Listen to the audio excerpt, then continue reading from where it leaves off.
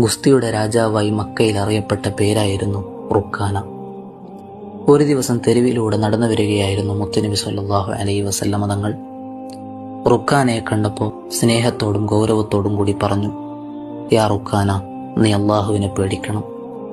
ഞാൻ വിളിക്കുന്ന ഇസ്ലാമിനെ നീ അംഗീകരിക്കണം. റുക്കാന ചിരിച്ചുകൊണ്ട് ചോദിച്ചു, നിങ്ങൾ പറയുന്നതിന് എന്തെങ്കിലും തെളിവുണ്ടോ? അപ്പോൾ മുത്തുനബി സല്ലല്ലാഹു അലൈഹി വസല്ലമ തങ്ങൾ പറഞ്ഞു, ഞാൻ നിന്നോട് ഗുസ്തി പിടിച്ചാൽ നീ അള്ളാഹുവിനെയും അവൻ്റെ റസൂലിനെയും അംഗീകരിക്കുമോ? റുക്കാന ഉച്ചത്തിൽ മറുപടി നൽകി, അതേ വരൂ, ഞാൻ റെഡിയാണ്. അങ്ങനെ മത്സരം തുടങ്ങി. ശക്തനായ റുക്കാന കരുതിയത് ഇത് തൻ്റെ ജീവിതത്തിലെ മറ്റൊരു എളുപ്പ വിജയം മാത്രമെന്നാണ്. പക്ഷെ ഒരു നിമിഷം കൊണ്ട് അവൻ നിലത്തു വീണു. അവൻ്റെ കണ്ണുകൾക്ക് വിശ്വസിക്കാൻ കഴിഞ്ഞില്ല. വീണ്ടും ശ്രമിച്ചു, വീണ്ടും തോറ്റു. മൂന്നാം തവണയും പരാജയപ്പെട്ടു.